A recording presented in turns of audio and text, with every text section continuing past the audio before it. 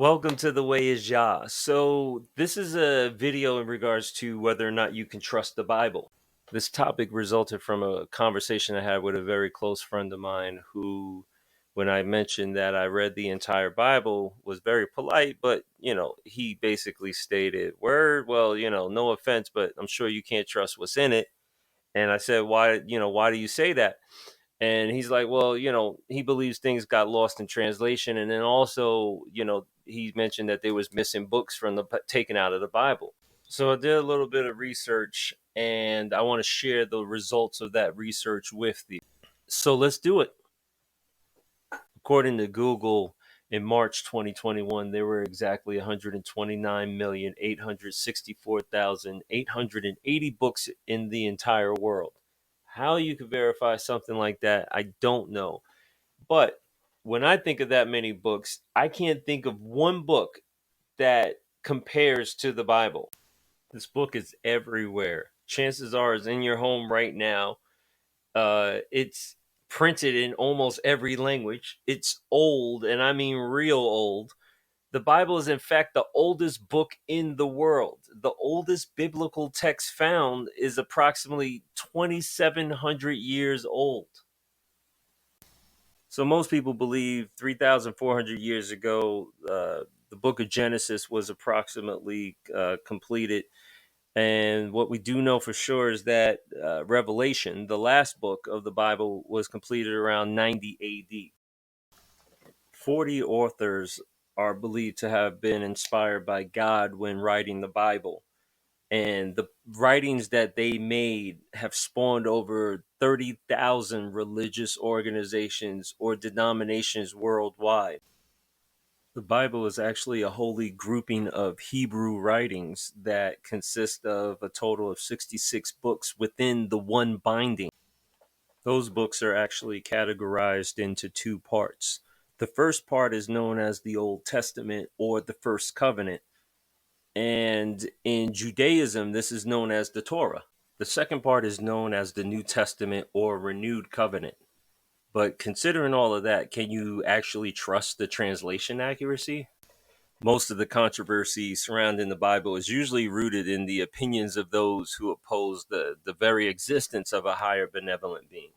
I don't want to say that this message is not for everyone, because it is for everyone, but I'm not really trying to reach out to you if you're one of those people who don't even believe in the existence of the possibility of there being a God. I'm really more or less producing this video in correlation with the conversation that I had with a friend of mine who not only does believe in God, but also believes in the Bible. He just was simply questioning the authenticity of the translations after all of these years.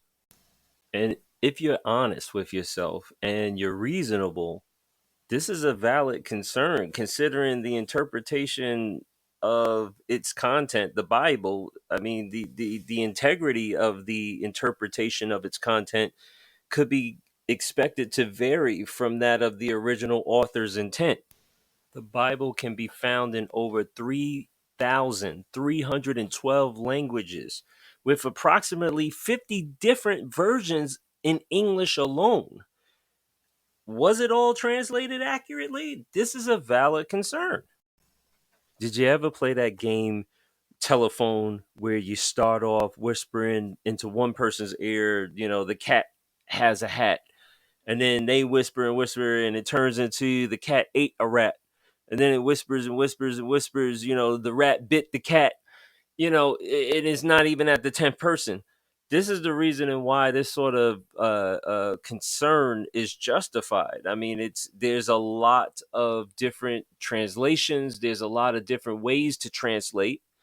And what I considered, you can actually consider as well, the archaeological evidence. So let's consider the archaeological evidence.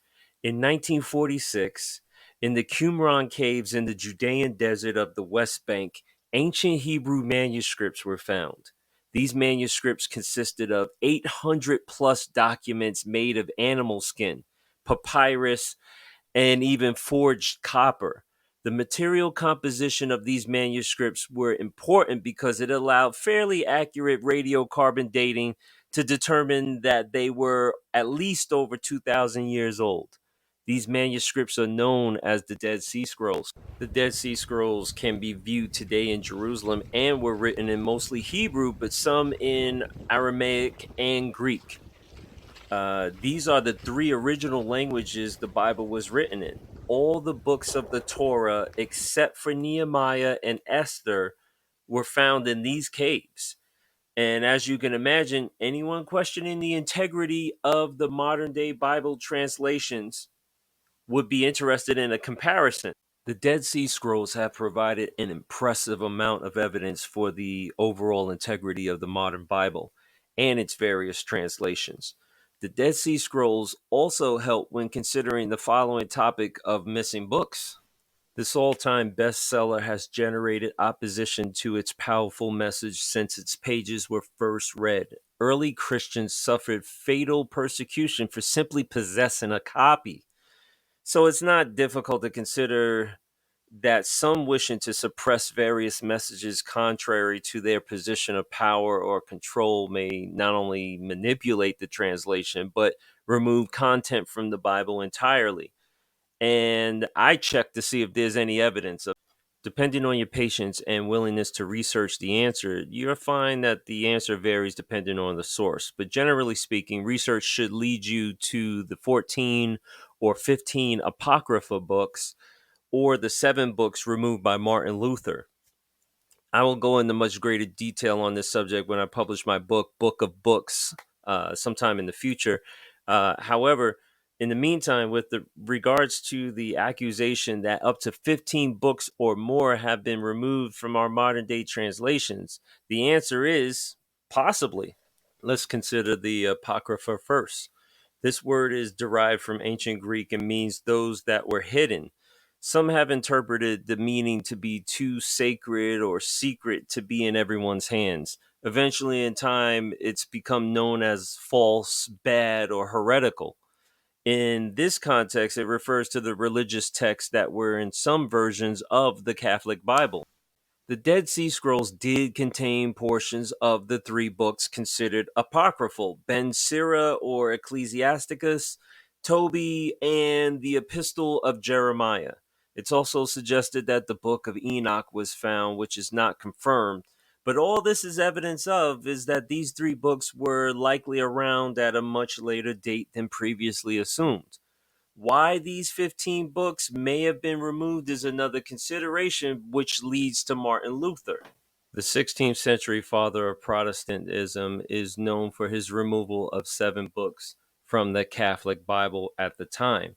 He left the Catholic Church in 1517 because he denounced the Catholic practice of selling pardons for sins.